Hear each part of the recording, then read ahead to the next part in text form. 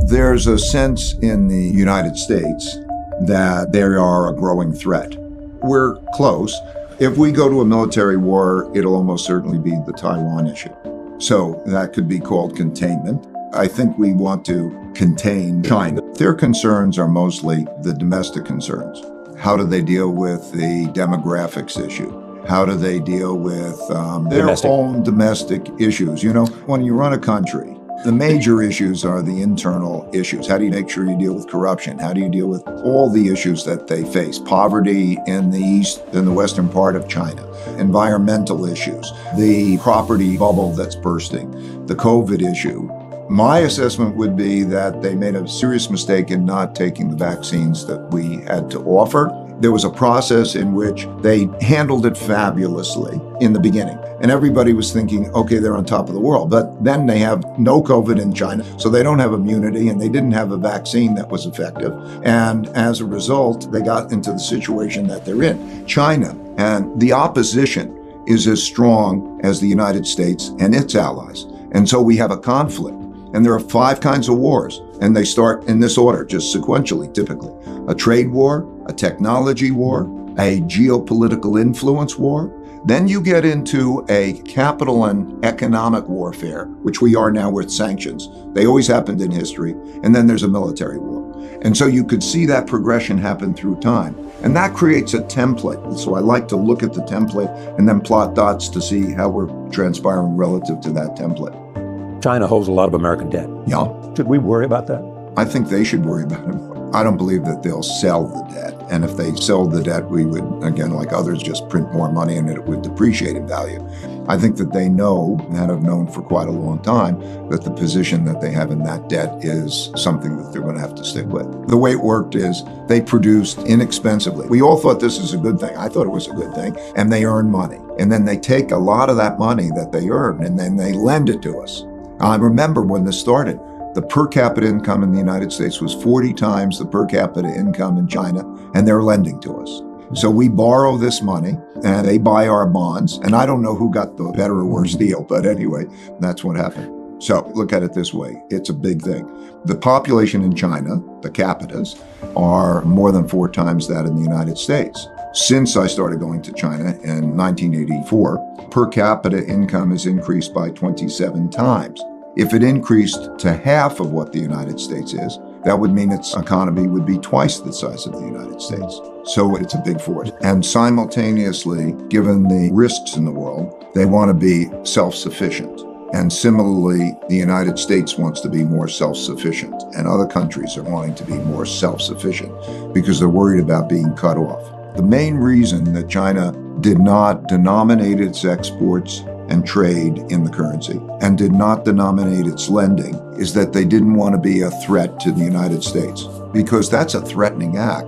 If the United States loses, now we were in a different era then, just to explain it. They became the largest trading country in the world. In other words, did more trade than any other. They could have operated in their currency. In terms of lending, international lending, they're the largest lenders, and they could have done that in their currency. They chose not to because they perceived that that would be a threat. They were not trying to disrupt the world order. But now we have a different set of circumstances worldwide. This leadership was the same, of the same mind. And I think is pretty much today, they don't want to disrupt the world order. But they want to be as great as they can be. They want to be as rich and powerful and so on. But they don't want to disrupt the world order. If you look at history and you understand international relations, which is very much like Confucianism, what you have is called a tribute system. And that means each country is in the place, they know their place, they know the hierarchy. Like in the old days, it's almost like other countries would be almost a vassal state. You would say, I know that you have the power, you pay respect, and you operate in a harmonious way. But the idea of war is a horrendous idea. So I think that they would probably be just as happy if you divided the world in half, their half and we had our half, and there was peace in the world. I'm just saying an objective is not to dominate the world. An objective is to operate in a way where there is no such war. However, that they are as strong and powerful and healthy and prosperous as they can be. I think it's very difficult for a lot of Americans who hold close to them the treasured, I live the American dream, team. I know equal opportunity. I know the ability to speak up. I know that those types of values. But it's difficult for other Americans to understand why they have a different point of view about what works better. A very good example of a cultural case. I think it was the NBA team. An individual spoke out on Hong Kong. And the Chinese not only punished that team, but they punished the NBA. And in I would say, everyone should have the right to their opinions and to be able to have free expression. In their view, if somebody's doing something wrong, that they will punish the group. They'll punish the family because the group is supposed to be responsible for that. They don't understand it from the internal values way having to do with Confucianism, the history, why it's more autocratic, top-down, what they believe about democracy. The Chinese leadership is paranoid mostly about maintaining the power of the Communist Party. Well, they would view that as very similar to us saying the power of the Constitution, because that is the system, that's the order. In 1949, they made a system, and that's the system. When we think of party, we think of that same multiple party type of thing. They think of it as very top-down, very hierarchical, and it's like the family. Vice President of China, Wang Qishan, described it to me. He said, it's top-down, Americans are bottom-up. And the question is, by the way, we have this issue, are we fighting for that ideology? These are bigger questions. Are we fighting for democracy and capitalism? Or do we believe that others can find their own approaches and may the best approach win out?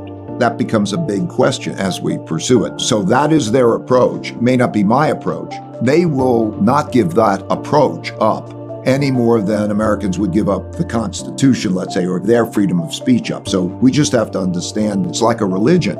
You know, as we have different religions all around the world, they're deeply held beliefs, and each believes in that they're going to get the right outcomes by pursuing them. And what do you do about that? There's also the question of human rights. And clearly, the Chinese have a different view than a lot of people around the world. How do you approach that? Well, there's me and there's every one of us.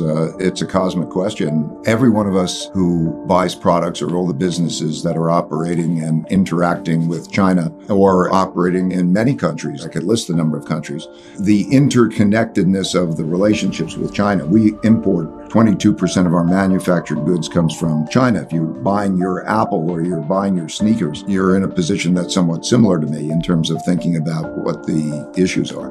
What I do is I rely on the guidance of the government, both governments. I think in studying their dynasties, I studied the Tang dynasty, which is around 600, and I studied also other societies. It is the things that I've talked about before. It is in broad-based education. That Confucian system was the first meritocracy that came in to create broad-based education, and then they would have exams, and the people who would get the jobs would be the people who were the most capable, and they got away from corruption and those types of things. I wouldn't characterize some things as Chinese. I think that in the history of China, there have been good dynasties and there have been bad dynasties. But there's always the common ingredients of what makes a country successful. And they've been that way uniquely. If you do look at the history, I've studied the powers and the different strengths. China has, through history, up until around 1840, been always like number one or two in the country because of hard work, because of meritocracy, because of being highly civilized. In other words, they are working in the same direction and they operate well to be productive together.